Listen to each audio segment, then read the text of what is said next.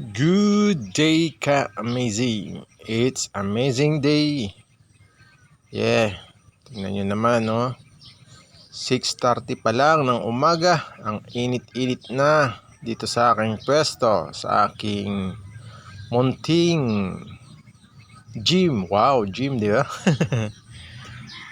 Yan, no? Dito ako sa likod. Sa likod ng bahay.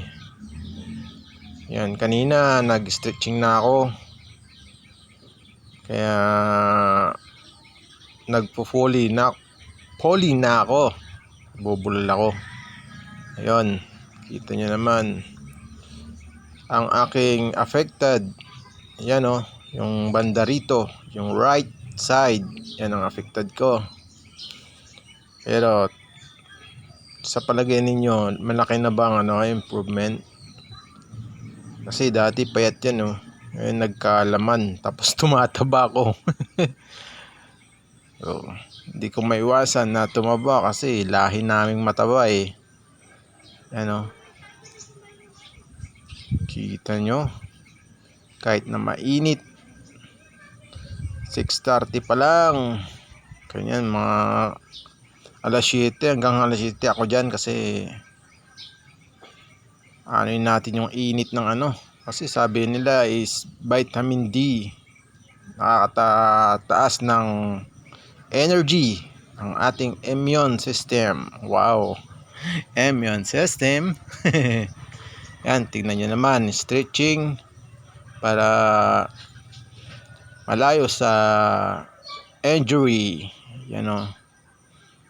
Dati hindi ko yan may taas. Ngayon may taas ko na. Tapos side. Dati hindi ko rin kayang mag side. Ganyan. Squat hand. Dati hindi ganyan. Pero tignan nyo na.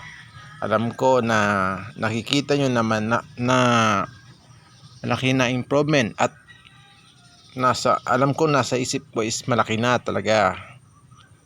Dati naka-L pa lang yung kamay ko. Dahil sa sipag, tiyaga na ang ginawa ko talaga pag dati naka-L yan, ang tigas. Sabi ko, paano ba to? Paano ko ba pagagalawin ang aking kamay? Na affected. Ngayon nanood ako sa mga ibang stroke survivor, tapos sa mga PT. Yan, nakuha natin sa YouTube. Panood ako ng mga ganun. Kasi alam niyo ang mahal magpa-PT. Yan, pero nag-PT rin ako. Kaso nasa isip ko parang nagagastusan na yung aking misis kasi andyan yung dalawang naming college na pumapasok, tapos dalawang high school, tsaka yung aming bunso. Bali 5 ang aking anak. Kaya sabi ko, ako na lang ang mag physical therapy sa aking sarili kasi imagine sa isang linggo is 3 beses akong magpa-PT nun. Monday, Wednesday, tsaka Friday. Yun. Buti na lang di totoo nakatulong sa akin ang physical therapy nung una kasi hindi ko alam yung mga gagawin. Pero habang tumatagal, tinitignan ko yung mga ginagawa sa akin ng physical therapy. Yun, inaral ko. Tapos nanood ako ng mga mga dapat gawin. Yun. Tapos yung na lang, yung budget na pang pa-PT is binili ko ng mga mga gamit kong pang exercise. Yun. Kaya tumagal tayo ng ganito. Ibig sabihin na lumakas tayo ng ganito. Tumagal. Yan, tingnan nyo na sa Mr. Missing. Ganyan talaga pag umaga. Medyo ang aking paglalakad is medyo mabigat. Pero pag pinawisan na is mawawala.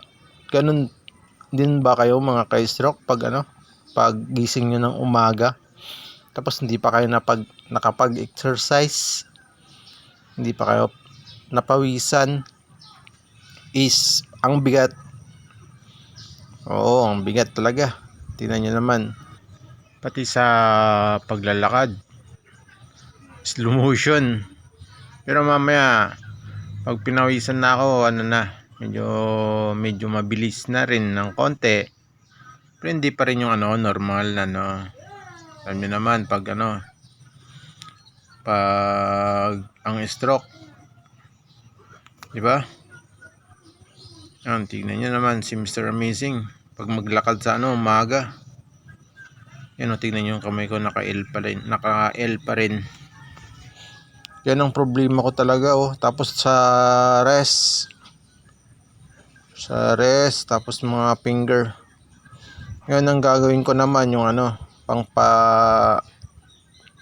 pangpalakas ng rest sa kamay.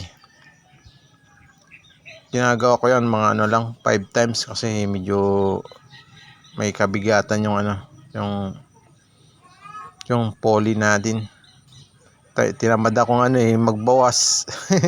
Kaya 5 lang, 5 ganyan Yan, kita nyo naman, hirap ni hirap si Mr. Amazing. Yan, challenge na naman sa akin yan.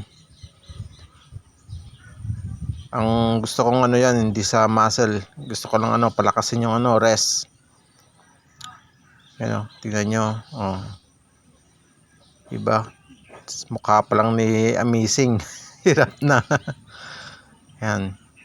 Pinipisto ko yung yan, binend ko ng konti para may konting squat. Yan, kita nyo. Mr. Amazing yan kinakaya yan kahit hirap.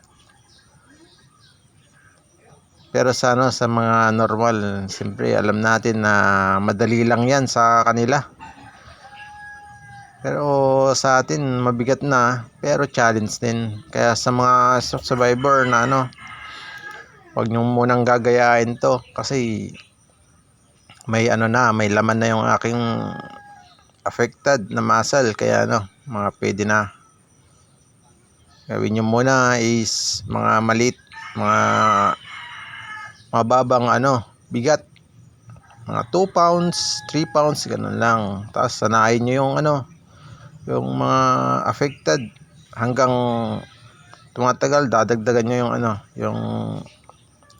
yung bigat na mga binubuhat o kaya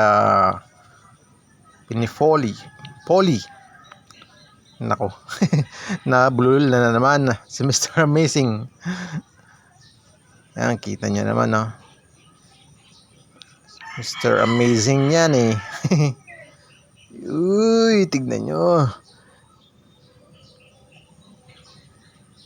Tignan nyo si Mr. Amazing. Kinakaya. Tapos kita ninyo yung araw, sabay yung araw, diba?